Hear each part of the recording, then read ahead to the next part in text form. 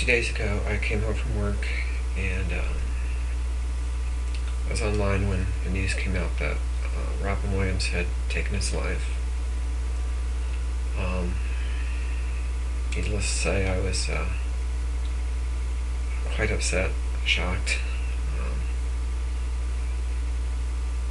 It's not something that I ever expected to hear, from, especially with someone like him who I pretty much grew up watching on TV and in movies. Over the years he's been open about the struggles he's had with addictions, with drugs and alcohol, and I kind of relate to that. Is back in the summer of '94, I started smoking cigarettes. Summer of about mid 2004, I tried gradually cutting down to eventually quit. Fortunately, my townhouse got broke into that fall, and I started up again. Like Robin Williams said one time, there's that voice when you're dealing with an addiction. There's that voice that is always telling you, just one more, just one more. It's not gonna hurt you, that kind of thing. Eventually, I did end up quitting though on March 2nd, 2013. Basically, at the end of 2012, I quit buying cigarettes. I had a pretty big stash of several packs of cigarettes, and by that time, I basically was dealing with it and identifying the usual triggers that would cause me to want a cigarette. And anyways, I was able to start eventually cutting those out, and then finally, at the end of 2012, I didn't buy any more cigarettes and gradually cut down, basically identifying one trigger a week or so, and eventually by March 2nd of 2013, I quit. Only twice have I ever had a cigarette since then, and it's always been other people's. I haven't bought it on my own or anything. But it's like Robin Williams used to say, there is that voice that is still there. Granted, it's still there. I'm able to deal with it though, so it's not controlling my life like it used to. Some folks though, that voice is pretty darn strong, and apparently it was for him, and so I can definitely relate though to the strength of trying to quit, and the struggles of trying to quit and everything. Everything I can kind of relate to too with his taking his life is, I have twice in my life had struggles where the first time was right after high school in summer '92 when I almost took my life. Not something I wanted to go through after that, but my parents at the time, they found out that I was thinking about it, and they got pretty pissed with me about it.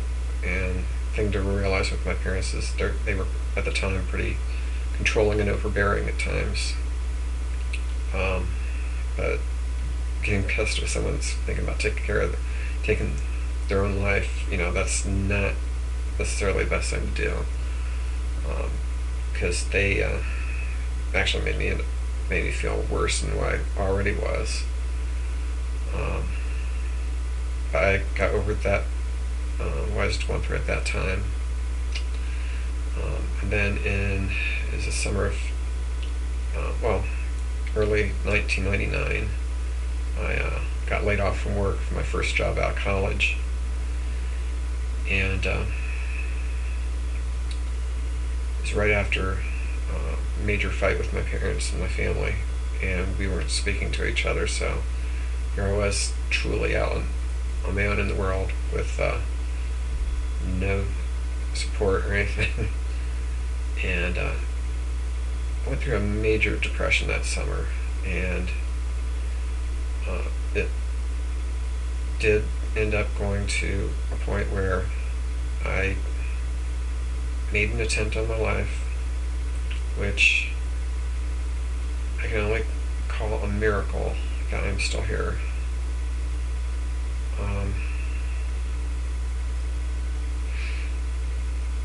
Looking back, I wish I would have opened up to someone beforehand to get the help I needed at the time rather than doing what I did. I won't go into the details of what I tried or anything like that because that's way too personal. But I'm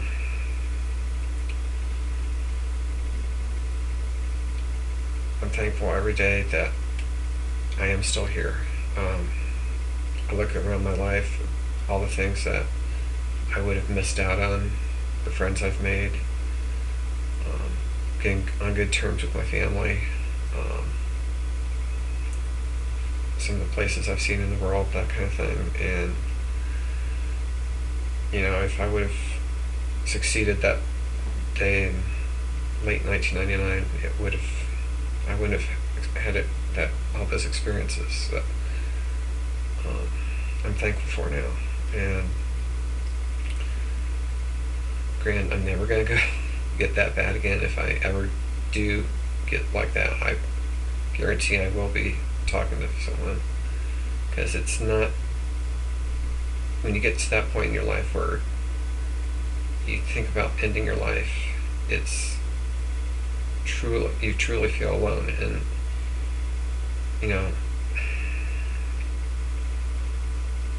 you don't ever want to get to that point. If you ever feel like you're at that point, you need to talk to somebody. I hear about these teenage suicides now with Robin Williams, and I really wish there's just such a negativity put on people around mental health. It seems like where it almost seems like some people think it's a weakness if you are seeking mental or help for depression or anything like that, and it's not a weakness.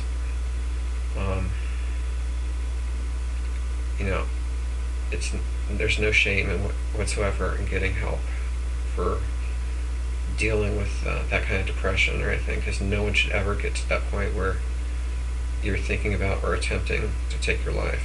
Or sadly, in the case of Mr. Williams, actually doing that, because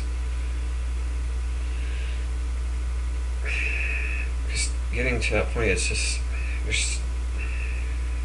not worth it.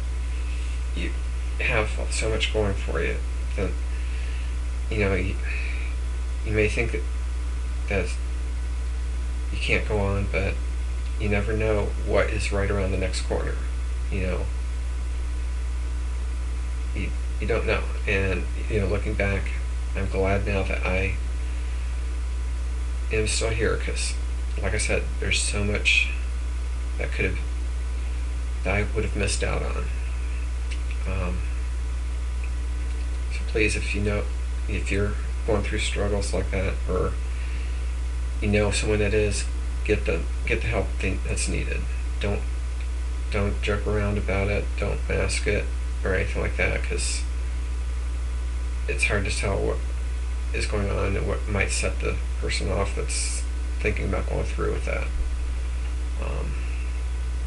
Looking back on everything that I've been hearing about Robin Williams, I've got my theories as to what might have set him off to go to such drastic measures.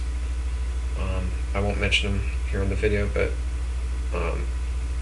in the comments, if anyone wants to discuss it, I'll glad to discuss my views there. But because, like I said, it is a theory as to what I believe triggered him off.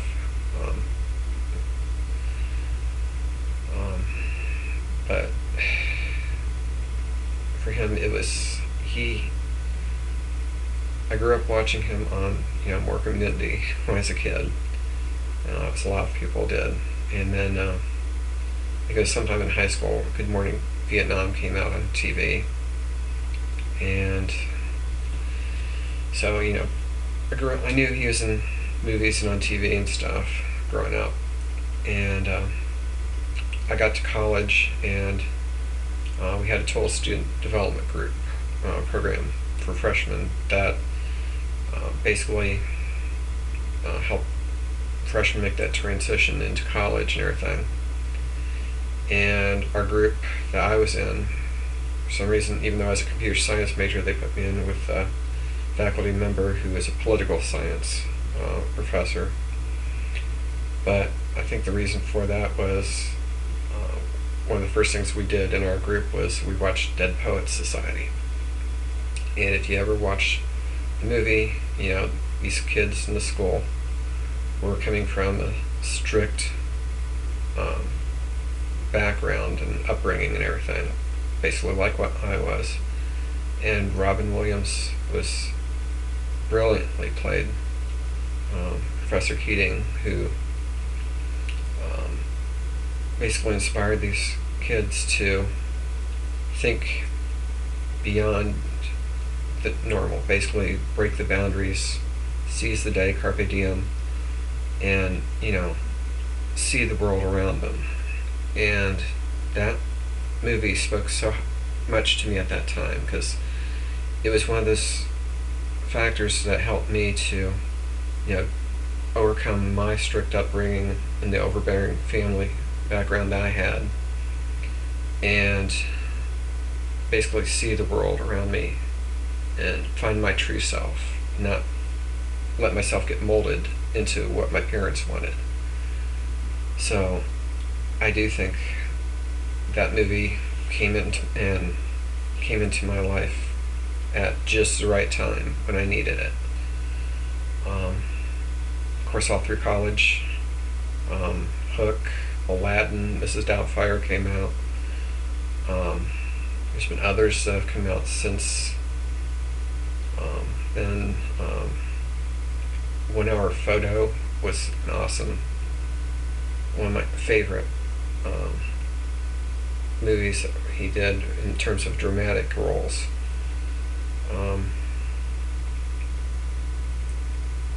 And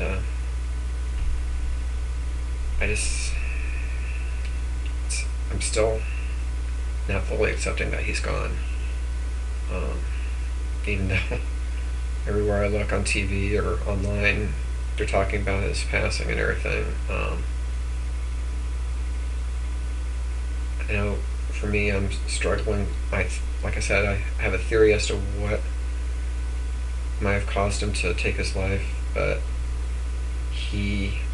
unless he left a suicide note, if it's ever made public, if he did leave one,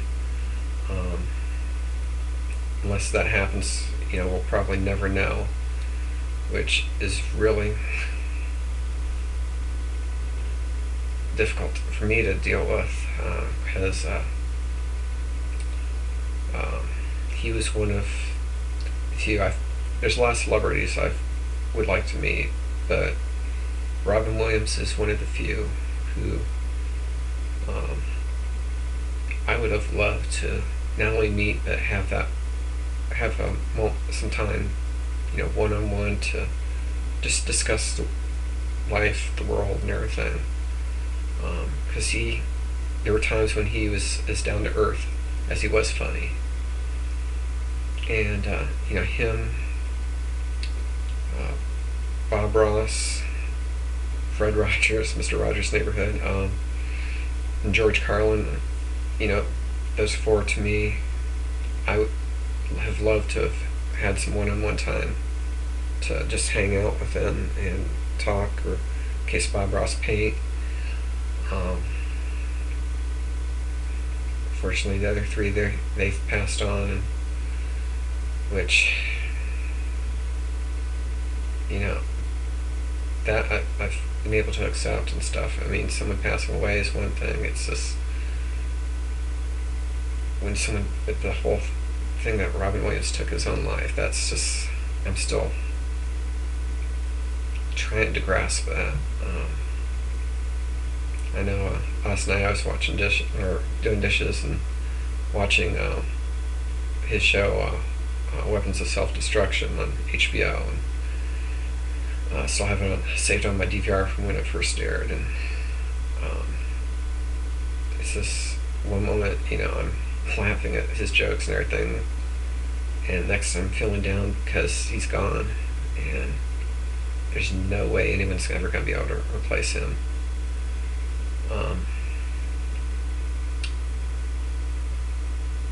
If his family's watching, or if they're all in my prayers right now. I mean, he was a decent man. He did a lot of jokes and stuff, a lot of comedy, drama, and everything. And as I saw online earlier tonight, he did a lot of charitable work and stuff, and he's a very giving person. A lot of the time he spent with the troops overseas, which that's one thing he never did, was he never